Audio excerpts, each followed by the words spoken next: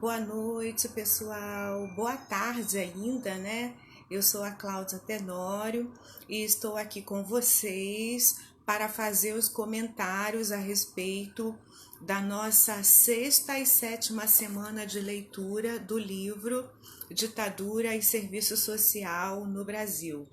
Nós iniciamos essa iniciativa e junto com o grupo no WhatsApp, né? Nós temos um grupo de estudos ali no WhatsApp, nós trocamos materiais, nós fazemos lives de aulas preparatórias para concurso e nós também lemos livros, né, do serviço social. Nós estamos nessa iniciativa, nessa empreitada de fazer leitura do livro Ditadura e Serviço Social, e tem sido uma experiência bem gratificante, né? O pessoal está entrando e não se refere apenas a algo, né? Eu, enquanto fui professora de muitas dessas, hoje são profissionais, são colegas de profissão, né? Hoje a gente interage como colegas de profissão e termina sendo uma troca, né? Daquilo que eu, enquanto tendo um acúmulo de estudos maior, né? Visto que, né, já tenho mais tempo de formada dentro da profissão, né? Estou nos meus estudos de doutoramento, então significa que eu me debrucei mais sobre a literatura do serviço social. No entanto, a reflexão crítica, né, é de todas nós. A gente sabe que cada uma que participa, tanto no grupo do WhatsApp quanto aqui na live, está trazendo o seu olhar crítico, o seu acúmulo de conhecimento a respeito do serviço social. E isso para nós tem sido bem interessante. A gente está fazendo, né, esse movimento, iniciou, né, bem antes, né, esse nosso ajuntamento, mas agora no período da pandemia tem se constituído também no foco para que a gente permaneça estudando juntas, gratuitamente, né, numa troca bem saudável, profissional. Então hoje a gente vai continuar aqui a nossa leitura. Nós encerramos a leitura do primeiro capítulo do livro e foi muito interessante porque a gente percebeu as bases que vieram fazer com que o serviço social no Brasil pudesse estar construindo o seu processo de renovação. É interessante pensar que a virada, né, dos anos 50 para os anos 60, e principalmente esses anos iniciais da década de 60 no país, porque o livro ele tem como recorte temporal, o professor José Paulo Neto, no primeiro capítulo, ele até cita algo que advém ali da década de 50, mas a análise é centrada no pós-64, né, naquilo que foram os eventos que aconteceram no país após a ditadura. Então, ele pega esse cenário socioeconômico, político, cultural e faz uma leitura de como que o serviço social ele vai traçar sua trajetória dentro desse contexto. Agora, talvez você esteja se perguntando assim, o que a década de 60 tem de singular? Porque, obviamente, a ditadura, né, no nosso país, a gente já percebeu que ela deu assim impressões, a gente pode dizer que permanecem até hoje, né, em muitos contextos. A gente sabe que também dentro do serviço social, por mais que a gente tenha uma atuação combativa, crítica, ainda aparecem traços que foram engendrados ali nesse período, né, dos anos 60 na profissão, mas a gente precisa pensar também no cenário internacional. A gente vai perceber, né, que a década de 60 é uma década de efervescência de identidade, de movimentos sociais, político, econômico em todos os países, né? Quem não se lembra do que representou o movimento estudantil na França nos anos 60, por exemplo, né? O movimento de identidade dos Estados Unidos, né? O movimento negro. Então, assim, a gente sabe que a década de 60 ela tem a sua singularidade. E a gente não pode pressupor que o país vai ficar isento dessas, né, dessas manifestações. Isso também vai chegar no nosso país. Então, todo esse caldo, né, esse tecido social que é extremamente, né, assim, efervescente, né, uma ebulição, assim, de processos acontecendo ao mesmo tempo. É contestação por todos os lados, não apenas. A gente viu aqui no livro, no primeiro capítulo, que as contestações que vieram do movimento estudantil, do movimento operariado, em relação, né, a aquilo que estava acontecendo no país em termos de ditadura, mas a gente sabe que esse movimento contestador ele está acontecendo na família, né? É um momento de muita contestação ali daquele modelo de família tradicional, do papel da mulher na sociedade, né? O movimento feminista vai ficar muito forte nos anos 60. Os movimentos de identidade negros, né, dos negros, isso faz com que a gente tenha assim a década de 60 como uma década onde para aquilo que são as características, né, da composição social, ela tenha essa singularidade. E não é à toa também que o serviço social no mundo inteiro, nos anos 60, vai buscar se reinventar. Porque se a gente pensa o que estava acontecendo aqui no país, né? O professor José Paulo Neto, ele vai denominar como serviço social tradicional, né? O que é o serviço social tradicional? Tá aqui na página 117 do meu livro. Ele vai dizer: sugerimos entender como serviço social tradicional a prática empirista, reiterativa, paliativa e burocratizada dos profissionais parametrada por uma ética liberal burguesa e cuja teleologia consiste na correção, desde um ponto de vista claramente funcionalistas, de resultados psicossociais considerados negativos ou indesejáveis sob o substrato de uma concepção aberta ou velada, idealista e ou mecanicista da dinâmica social, sempre pressuposta a ordenação capitalista da vida de um lado factual ineliminável. Então, ele traz aqui, né, o seu conceito do que ele denomina como serviço social tradicional. A gente chama de protoformas também, né, a partir da leitura do livro da professora Marilda Yamamoto, né? Esse serviço social que no país começa ali na década de 30, né, mais especificamente em 1936, quando surge o primeiro curso de serviço social em São Paulo, e a partir de então, né, quando chega no Rio de Janeiro, ele se espalha por todo o país e vai se organizando. O professor José Paulo Neto também falou como que o serviço social ele foi crescendo, né, exponencialmente.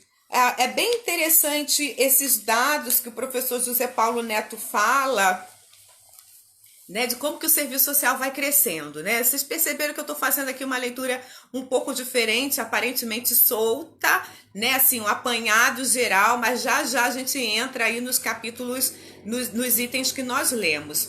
Olha como o serviço social cresceu. Na página 119, na nota de rodapé 9, diz assim: não existem dados estatísticos confiáveis acerca das precisas dimensões desta expansão nas oportunidades de trabalho para os assistentes sociais.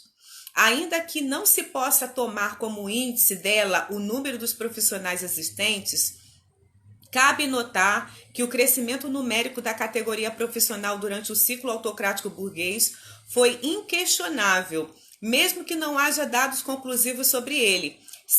Olha só, se em 1982 um documento menciona a existência no país de 28.264 assistentes sociais. Olha só, né? E, obviamente, isso só vai crescendo. Eu não vou ler tudo, mas quando ele vai dizer assim, segundo a qual, em 1987, deveriam existir cerca de 40 mil profissionais no país. Ou seja, né? Aquilo que foi aí, em 5 anos, a gente praticamente dobra o número de profissionais. Então, a gente precisa olhar o serviço social dentro desse tecido social extremamente complexo. Os anos 60 vai representar no país uma intensa urbanização, um acelerado crescimento populacional, principalmente nas áreas urbanas, e obviamente isso cria demandas por moradia, isso cria demandas por educação, por saúde, né? Então, aquilo que a gente conhece como a questão social, ela tem também a sua complexificação nos anos 60. Então, o que isso aponta para a gente? Que aquele serviço social tradicional das protoformas, que foi muito importante para trazer o serviço social para o país. Isso a gente nunca pode negar, né? Como que elas foram visionárias, né? Dentro dali do intercâmbio, que muitas vindo da sociedade, muitas vindo, né, dos setores mais abastados da nossa sociedade, puderam emprestar, né, dentro daquilo que é a sua condição de conhecer a experiência de outros países, perceber a contribuição que o serviço social poderia dar para o país, né? Tratou ali de trazer essa experiência inovadora, né, de uma profissão que teria junto às classes mais populares um diálogo muito forte, no sentido de não apenas, né, conduzi-los àquilo que é a efetivação dos seus direitos, mas também a um caminho de justiça social dentro do país. Então, esse serviço social tradicional, ele tem a sua importância e nós não estamos desconsiderando. Só que, como o professor José Paulo Neto aponta, é uma base empiricista, né? Eles bebiam, né, na sua formação, a sua formação se dava fazendo leitura daquilo que era, né, as literaturas até mesmo religiosas, né, fruto de encíclicas papais, da leitura daquilo que era produzido dentro da ação social católica. Então, obviamente, apresentava limites e não trazia ferramentas técnico-científicas para que o profissional pudesse atuar, né, de forma efetiva nesse contexto que eu estou falando para vocês, que estava se complexificando, né, a pobreza, a desigualdade de uma forma em geral. Então, o serviço social, ele clamava, né, de forma, os assistentes sociais daquele momento, eles estavam numa busca ali intensa por essa renovação. Então, quando a gente consegue entrar, né, na virada aí dos anos 60 para esse processo de renovação do serviço social, a luta vai ser por outro aspecto agora, né? Se por um lado os assistentes sociais desejavam, percebiam a importância de que a profissão pudesse ganhar novas bases mais científicas, né, técnicas, que pudessem fazer com que essa intervenção na realidade social pudesse, né, estar à altura daquela complexidade com que ela se apresentava, a gente vai ter agora a necessidade de fazer com que, né, o projeto de renovação encaminhado dentro da profissão deveria ser no sentido de realmente suprir os assistentes sociais dessa leitura crítica da sociedade, né, dessa leitura do indivíduo, e a partir de uma referencialidade teórica, metodológica, conduzir, né, os assistentes sociais a uma intervenção que pudesse efetivamente assegurar direitos à população. Só que a gente percebe, e é isso que agora no segundo capítulo a gente vai perceber, que haviam, né, dentro do cenário que a sociedade brasileira estava vivendo ali, motivada pela ditadura militar, uma limitação, né? Porque havia censura na área escolar, né, na política educacional, como a gente viu, né, no primeiro capítulo. Havia limites daquilo que a cultura, na parte cultural, poderia ser ali ventilada na sociedade. A política econômica, que era o carro-chefe dentro desse período ditatorial, em determinado momento, sobretudo nos anos 70, começa a dar sinal de esgotamento, aquele milagre econômico prometido começa a ruir, né? A gente começa a ter muita demanda por política social, e aquilo que no primeiro momento a gente vai ver aqui, vai até construir, né, um mercado de trabalho para os assistentes sociais como resposta à política social ali construída nos anos 60, né, vai ampliar o mercado de trabalho dos assistentes sociais, mas isso também vai demonstrar sinal de esgotamento em algum momento. Então, assim, a gente precisa dar conta, né? Assim, a gente fala hoje, a gente tem uma leitura hoje, né, de conjuntura. Nós estamos aqui, eu e vocês que estão aqui me assistindo, todas as colegas, nós estamos vivenciando o século XXI, né? E o século XXI, com todas essas conquistas de uma sociedade democrática que nós temos hoje, até para construir crítica, construir alternativas para a sociedade. Então, esse grupo de assistentes sociais que existem hoje e que defende como baluastre o projeto ético-político, a gente sabe que isso é uma conquista, né? E nós que estamos relendo, né? Porque eu sei que todas que estão aqui dentro da academia já teve a oportunidade de ler esse livro, e nós estamos relendo no sentido de preparação para concurso, né? Para fomentar as nossas ideias também nesse tempo, né? Que onde a sociedade brasileira está. Mas a gente sabe que quando a gente olha para trás, a gente vê o serviço social, né, preso numa teia social, tal qual se apresentava naquele contexto, que não permitia avançar, né? Tanto pela limitação dos assistentes sociais que haviam naquele momento, que havia muito comprometimento ainda com a autocracia burguesa, né? A gente vai ver isso também no livro. E havia também, né, comprometimento com as bases religiosas, havia o comprometimento com aquilo que ainda, né, era essa busca por se aproximar de uma literatura mais crítica dentro da profissão. Então, todo esse tecido termina trazendo para o serviço social, naquele momento, uma limitação, e a gente vai olhar aqui sob a lente do livro Ditadura e Serviço Social, né, para um conjunto de profissionais que vão viver, né, assim, um fato histórico, que é o alargamento do mercado de trabalho dos assistentes sociais, mas ao passo que buscavam ter uma orientação teórica metodológica para esse fazer que estava ali em crescimento, mas que também tinha que lidar com toda essa conjuntura que estava acontecendo na sociedade, tá bom? Então a gente precisa olhar esse contexto, né, ali do capítulo 2 que nós estamos iniciando. Então, ele vai dizer, né, que vai haver uma característica muito própria desse serviço social do final dos anos 60, né, que adentra pela década de 70, tá? Que vai fazer com que guarde traços, como o professor José Paulo Neto fala na página 118, guarde traços de subalternidade do exercício profissional, de forma a continuar contando com um firme extrato de executores de políticas sociais localizadas, bastante dócil e, ao mesmo tempo, de contrarrestar projetos sociais potencialmente conflituosos com os meios e objetivos que estavam alocados às estruturas organizacional institucionais em que se inseriam tradicionalmente os assistentes sociais.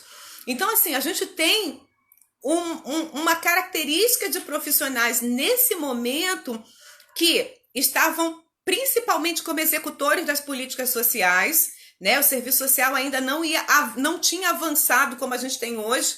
A gente tem hoje, né, profissionais de serviço social, consultores, pessoas que são assim tarimbadas naquilo que é até a gestão, concepção de políticas sociais, né? Mas nesse contexto aqui que a gente está lendo, o serviço social ainda está muito voltado para a execução de políticas sociais.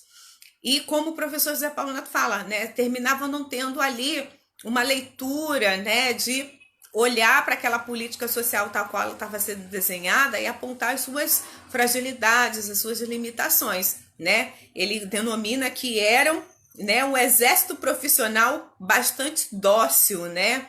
E ao mesmo tempo, né, estavam alocados em estruturas, né, que obviamente poderiam até, né, demonstrar essa fragilidade, mas os assistentes sociais, né, eles eram isentos de conflituosidade, né, não tinha essa perspectiva de luta, né, de assegurar direitos da população ainda dentro da categoria.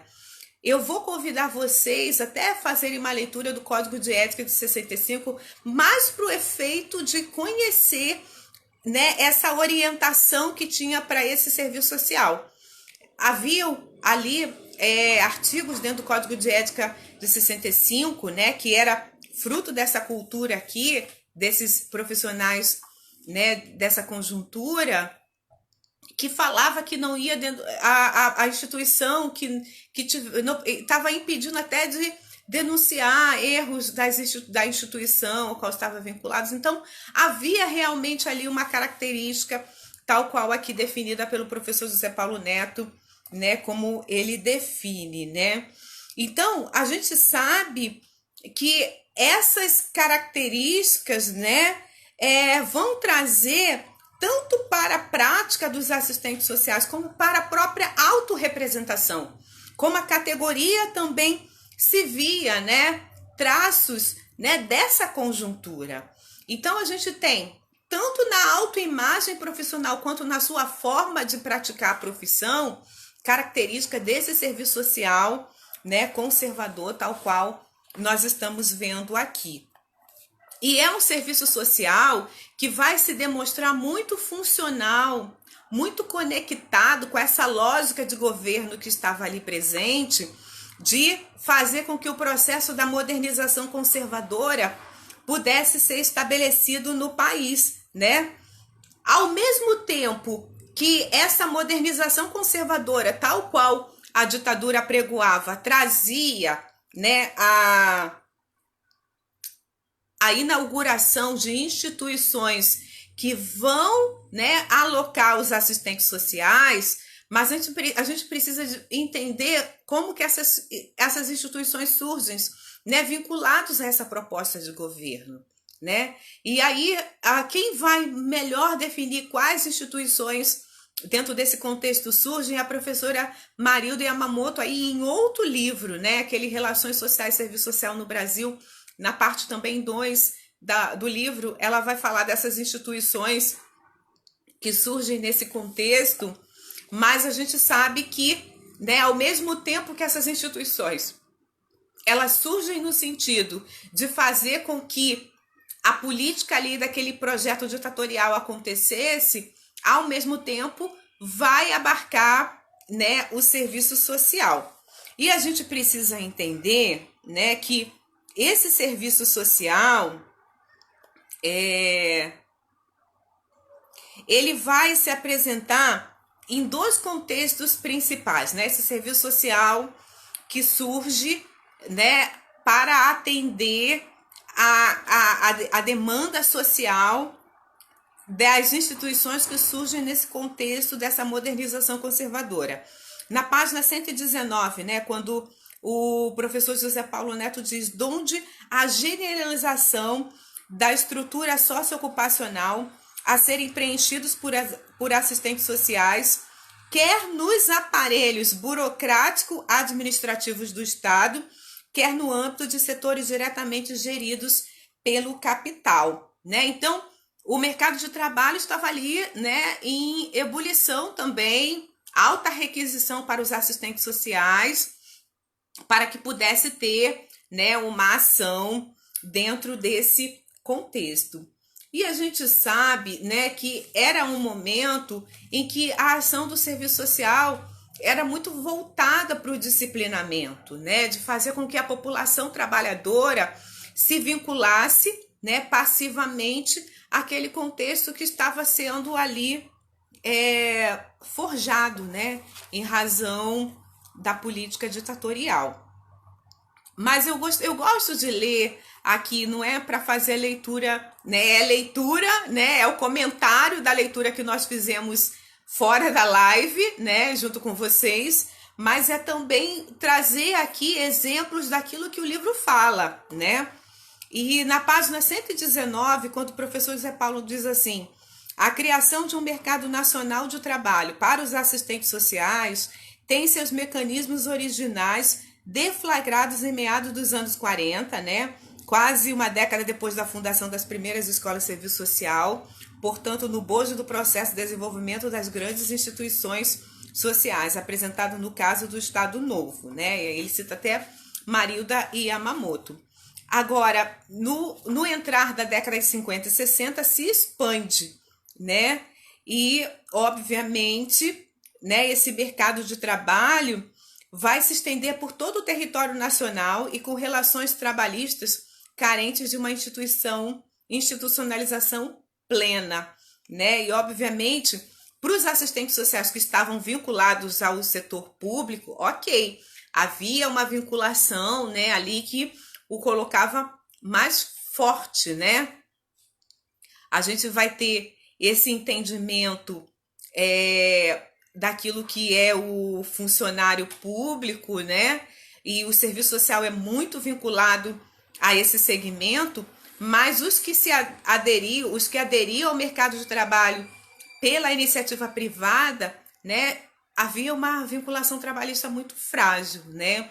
É interessante até para a gente pensar, né, aquela questão da característica do profissional liberal, porque na primeira lei, né, de regulamentação, na primeira versão, que foi escrita em 57, mas que só foi efetivada em 62 por um decreto de lei, trazia ali na sua redação a colocação dos assistentes sociais como profissionais liberais.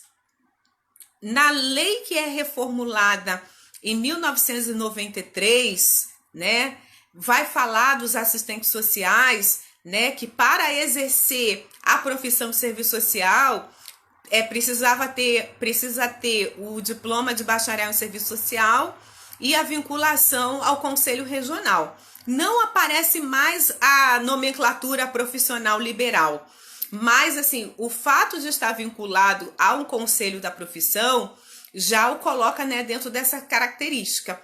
Por que eu estou falando isso, né? Porque embora a legislação, tanto a de 62 quanto a de 93, né, até pressupõe essa vinculação de cunho liberal, mas isso nunca foi efetivada, né? Assim, a gente até começa a ver mais recente a questão da assessoria e da consultoria em serviço social, mas historicamente os assistentes sociais, eles sempre estiveram vinculados ao mercado de trabalho por meio de uma instituição, né? E isso, obviamente, né, só vai ficar muito claro para os assistentes sociais, assim, esse debate enquanto classe trabalhadora vai entrar muito forte quando a gente começa a perceber a condição de assalariamento, né? Mas isso vem até com uma consciência a partir da década de 80, né? Mas nesse momento aqui que o professor José Paulo Neto está falando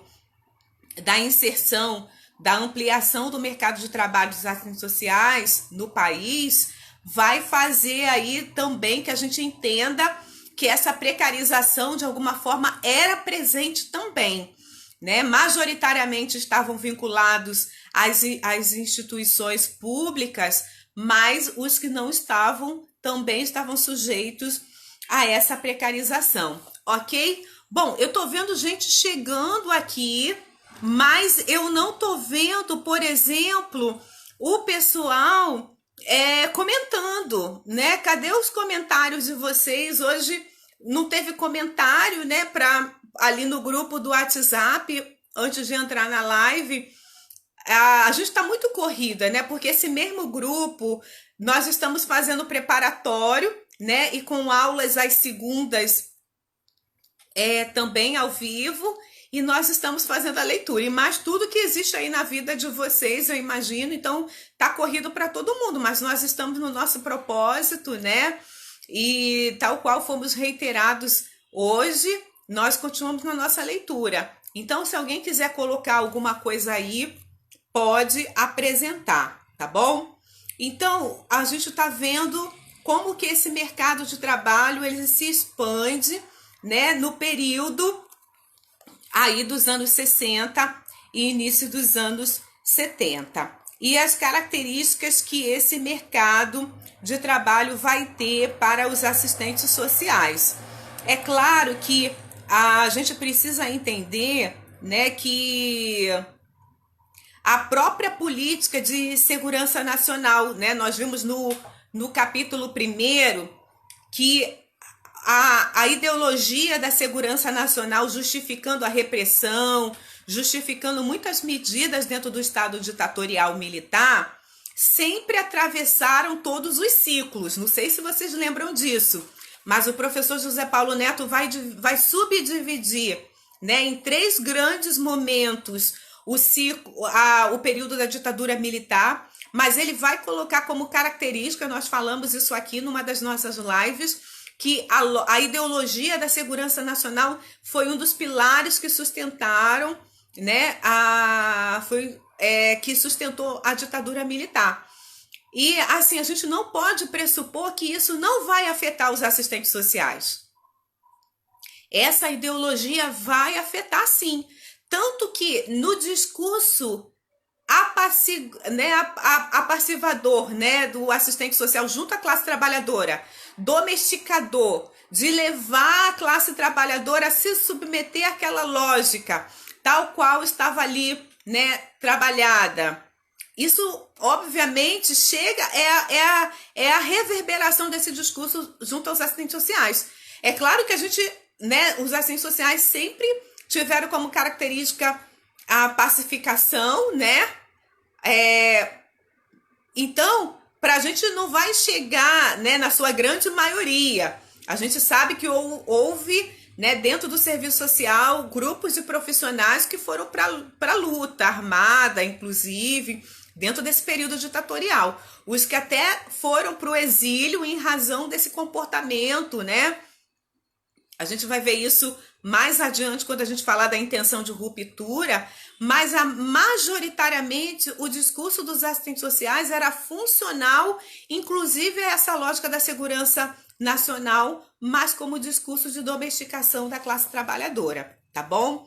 E na página 121, o livro vai, né, falar alguma coisa a respeito disso, quando no texto diz assim: promovida aquela reformulação em escala nacional e sob a ótica centralizadora do Estado de Segurança Nacional, ela atravessou de ponta a ponta o mercado estatal de trabalho dos assistentes sociais. A sua nova inserção nos chamados serviços públicos viu-se universalizada, né? Eu vou parar aqui que eu quero ler esse comentário, que eu gosto muito dos comentários de vocês, né? A querida Silvonete está dizendo: orgulho desses profissionais serem resistência e buscarem uma mudança tão radical para a época no fazer profissional em um cenário tão adverso. É verdade. A gente está vendo aqui profissionais que estavam lutando, né? Assim, se a gente tem hoje o serviço social no Brasil, nós que estamos no século XXI, e com todas as contradições que a gente ainda pode ter, né, de buscar legitimidade, reconhecimento, mas a gente deve muito a esse grupo que estava, né, na resistência, ali buscando dar continuidade aos assistentes sociais. Eu acho que até os assistentes sociais, né, que estavam aqui trabalhando essa cultura, né, que a gente hoje vê como limitadora, mas eles estavam dentro do seu tempo, batalhando por uma profissão, pelo seu fazer, entendendo a contribuição que tinha para a população, ainda que eles tivessem essa limitação teórico-metodológica. Concordam comigo?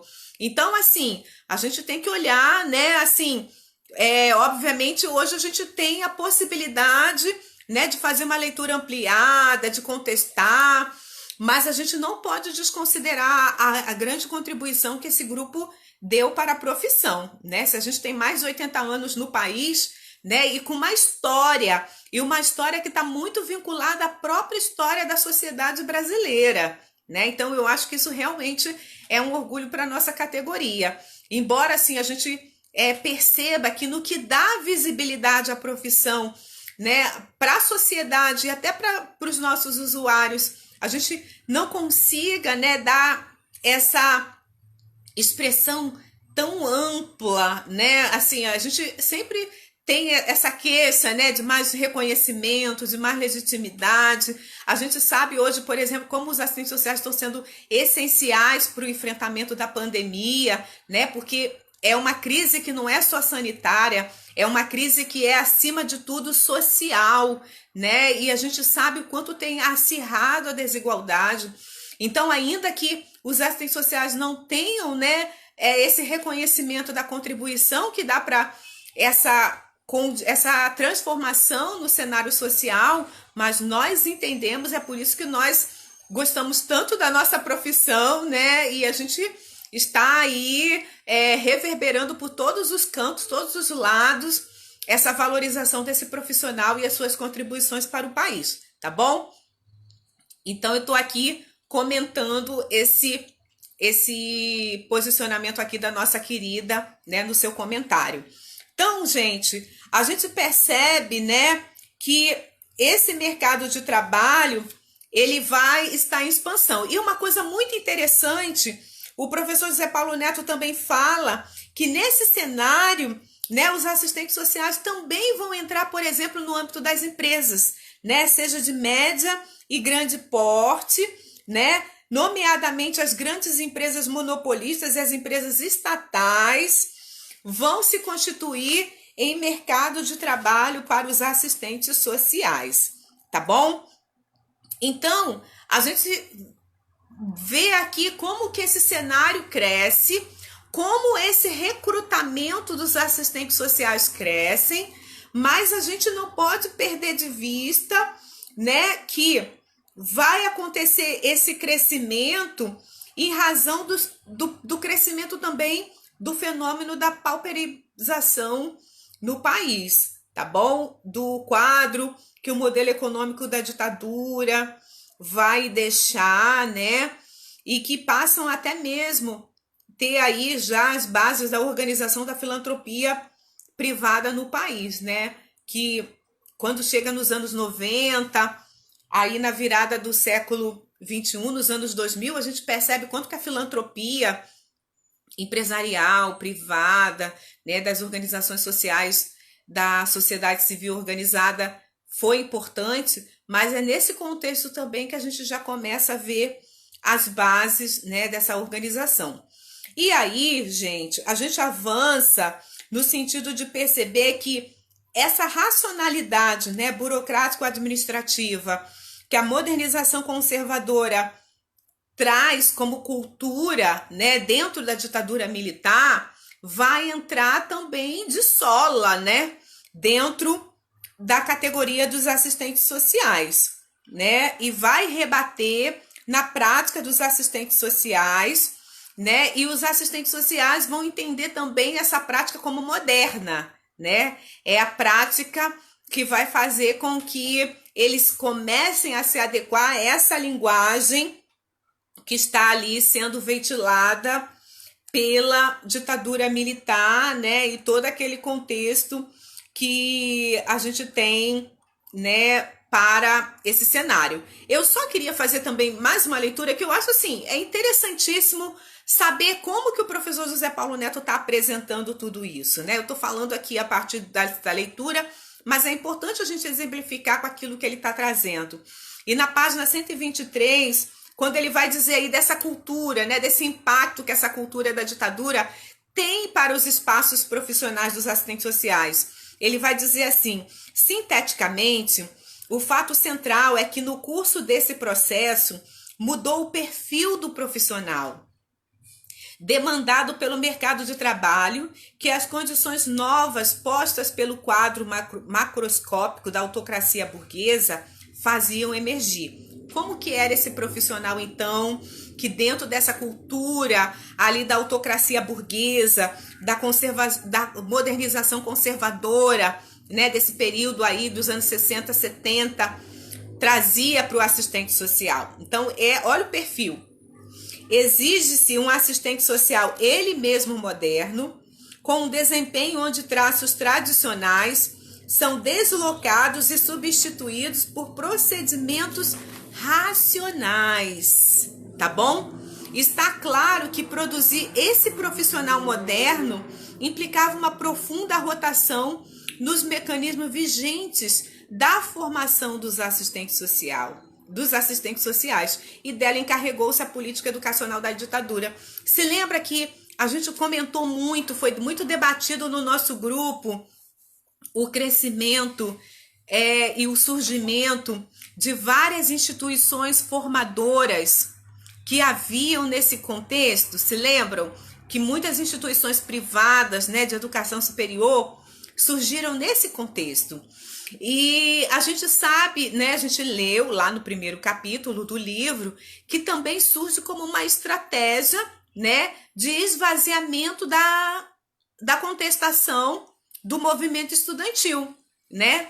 A gente não sei quem lembra disso, mas a gente comentou aqui quando que começa o sucateamento da educação pública no Brasil, né? A gente tem visto, né, nos dias atuais o ápice, mas como estratégia de esvaziamento do conteúdo político existente nos quadros, tanto do ensino médio quanto do ensino superior, né?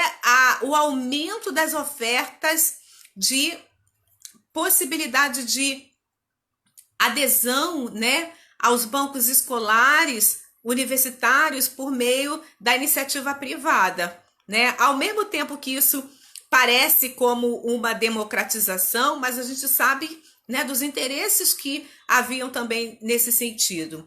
E a gente sabe que não se trata de democratização, porque eu me lembro que houve até uma pergunta, né? Assim, alguém colocando, não foi nenhuma pergunta lá no grupo do WhatsApp, falando que formavam a precarização na formação profissional, que fazia com que também, né, formasse profissionais cuja qualidade, né, de aprendizagem da própria profissão deixava a desejar.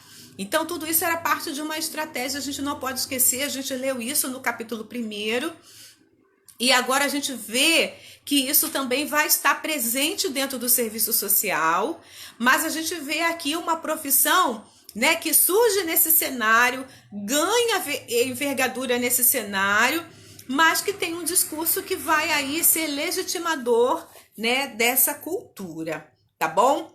E eu não vou entrar aqui no mérito, porque a gente já comentou, né? Até a colega estava falando que tem em algum momento que o professor José Paulo Neto vai qualificar, né, o curso de serviço social como um curso fácil, né? E aí ela estava perguntando, mas professora, o que é o curso fácil, né? Então, assim, é que obviamente para ofertar vagas dentro do ensino superior, as instituições também que precisavam fazer investimento, elas não entravam nos cursos mais caros.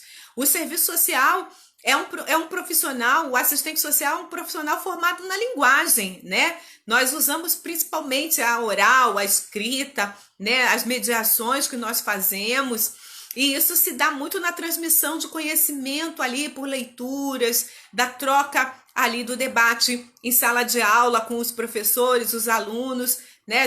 O nosso curso não enseja aquilo que é, por exemplo, equipamentos, laboratórios. Então, isso era muito funcional para esse contexto, que eles, né, desejavam expandir a oferta de ensino superior na iniciativa privada, e isso fazia-se por meio, né, de cursos que exigiam menor investimento, né? Obviamente. E isso, né, garantindo a lucratividade, né? Porque os cursos mais caros, né, que exigiam mais demandas ali de investimentos, permaneciam, né, dentro do ensino público, para que o Estado pudesse fazer esse investimento. Então, a gente tem aqui o serviço social ingressando, né, na universidade, né? O serviço social, se lembra como nós surgimos, né? O primeiro curso de serviço social foi ofertado pelo CEAS, o Centro de Estudos da Ação Social, que era um braço da Igreja Católica, né? Ainda que laicizado, mas era um braço ali, né, da Igreja Católica, e que começa a ser ofertado. Quando surge, por exemplo, o curso Serviço Social no Rio de Janeiro, aí já é diferente, né? Porque o curso Serviço Social no Rio de Janeiro vai surgir dentro da Escola de Enfermagem Ana Nery, olha aí se você não sabia, né? Depois que vai ter, né, a inauguração da Escola de Serviço Social da UFRJ, né? Mas aí dentro de uma reforma universitária que o serviço social, né, começa, né, a ser pensado como um curso de nível superior. E o professor José Paulo Neto diz que esse ingresso, né, do curso de serviço social na instância universitária não é um evento, né, uma iniciativa somente de cunho jurídico, né? Ele vai dizer aqui: já vimos que o reconhecimento do Estatuto Superior e Acadêmico da profissão vem de princípios da década de 50, né? E isso vai fazer com que se alastre a oferta de ensino do serviço social, tá bom? E, obviamente, a gente começa agora a ver um crescimento vertiginoso de profissionais sendo formados, porque se amplia-se, né, as oportunidades de acesso ao ensino superior, a gente vai ter aí um crescimento exponencial desses profissionais. E não apenas isso, tá? Aquele perfil de profissional vinculado a um viés religioso vai perdendo cada vez mais o sentido. A laicização, até outras culturas religiosas também passam a ingressar dentro do serviço social. E uma coisa também muito interessante é que muda-se também a base socioeconômica de recrutamento dos assistentes sociais, né? Cada vez mais as classes mais populares também passam a fazer, né, cursar o serviço social. E isso vai fazer com que a cristalização, né, da consolidação da condição de assalariamento da profissão vai se tornando uma realidade. E não apenas essa condição da laicização, né, porque essa própria laicização vai ser funcional a essa lógica da modernização conservadora, mas também as orientações, né, para a prática profissional do assistente social também vai ser aí, né, reformulada nesse contexto. Bom, a gente se propôs a falar do item 2.1, né, e o 2.2. Na próxima semana a gente vai falar dos subitens que estão no item 2 desse capítulo 2, tá bom? Então, vou encerrar por aqui e a gente volta para a próxima semana. Um abraço.